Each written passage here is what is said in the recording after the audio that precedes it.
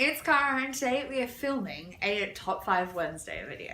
So today is Top 5 Wednesday and this month is Top 5 Wednesday Rewind, which means we're picking topics from all of the previous topics that have ever been used for Top 5 Wednesday and either doing them for the first time or redoing them if we've already done them before.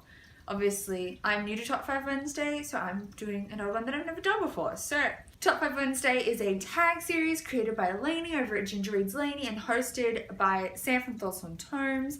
I'll leave their links in the comment box description down below. Today I am talking about, because I am in the Southern Hemisphere and it's cold, hence why I'm in a big woolly comfy cardigan and tracksuit pants.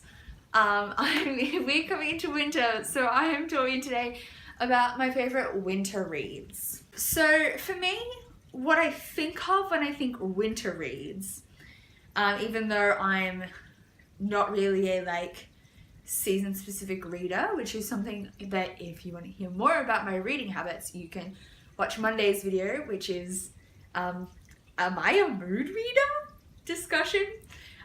So go check out that video if you want to hear more about my reading habits. But for me, winter reads are like the warm fuzzy feeling reads. Often they're a little bit darker in tone, but also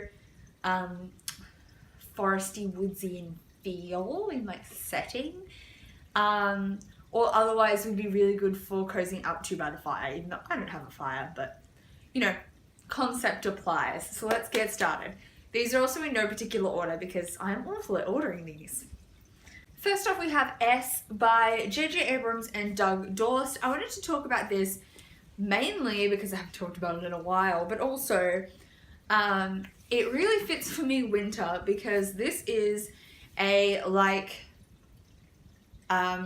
reader-involved mystery story. So we have S, which is the book. And then inside we have The Ship of Theseus by V.M. Straka, based I believe on the Greek mythology. And I tossed that over there, it didn't work very well.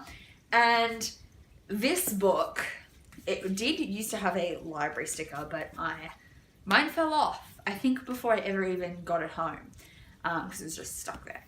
And this is meant to be a library book that these people talking back and forth in the margins of. So not only do you have the book itself, you also have all this backwards and forwards in the margins. And there's 5 goes through that these authors did in the margins. So there's different sets of colours and things. They've annotated stuff. There's also all these things they've popped into the book, like a cipher. What else? Letters. I have mine all annotated where they went because I took them out when I was reading and then read them separately just so they didn't all fall out. There's letters, foolscap writing, postcards. There's so much cool shit in here. Another postcard. And it's all written all over, all meaning to this story, but also by the time you finish this, you still don't know the answer.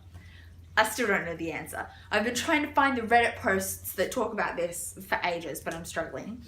And anyway, this is amazing to sit by the fire and pour over.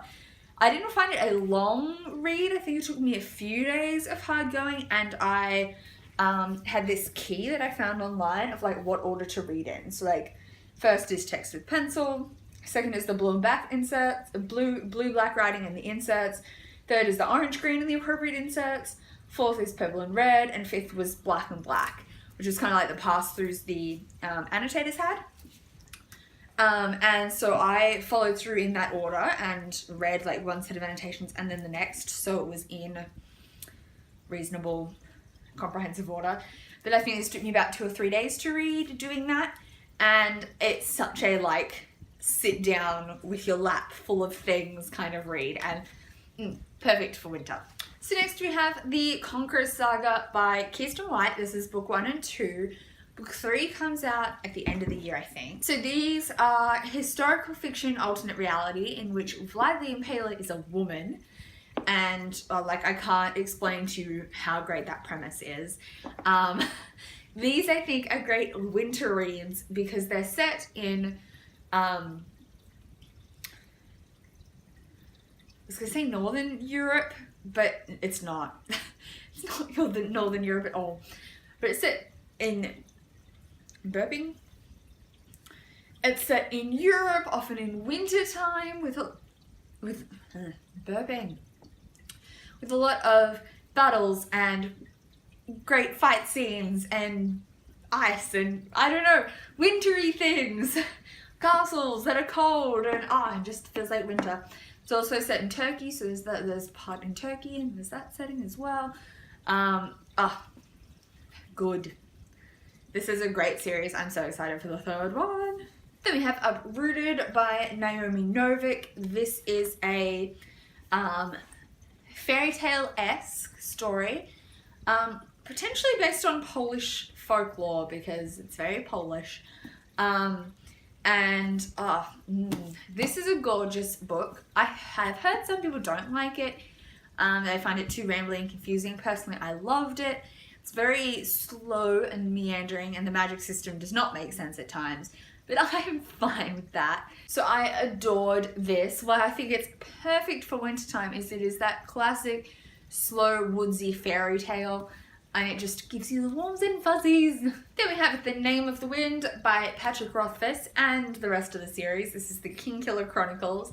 Book 3 is still somewhere in the author's head. Hopefully it's nearing publication because I really want it so bad. This is a big fantasy chronicle following our main character Quoth. I'm not 100% sure how to pronounce his name, but he is known as the Kingkiller, and he is essentially telling his story to this historian. And there's a bit of unreliable narration. This one starts with his life as a child, but goes on to the second book, which has a lot of his like young adulthood. And I just, yes, these are ridiculously good, lots of magic, but very slow and big. These are like, second book's like over 1,000 pages. I know, almost 1,000 pages, and the first one is, 700 and like 900, almost 1,000. So presumably the third one will be over 1,000. And they would be perfect for reading around the fire when you have long, lazy nights.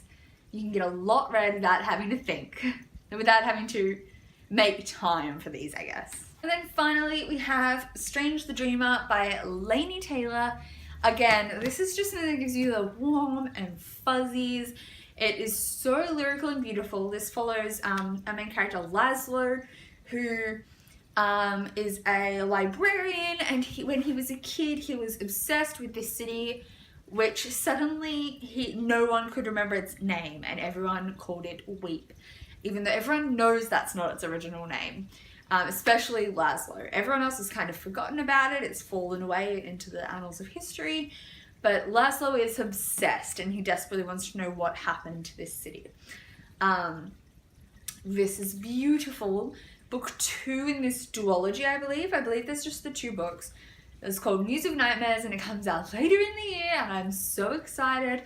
And again, this is just a beautiful lyrical story, perfect for being read in winter. So those are my top 5 winter reads. Let me know what books you enjoy reading in the winter time down below. And otherwise, thank you for watching, and I will see you next time with another video. Bye!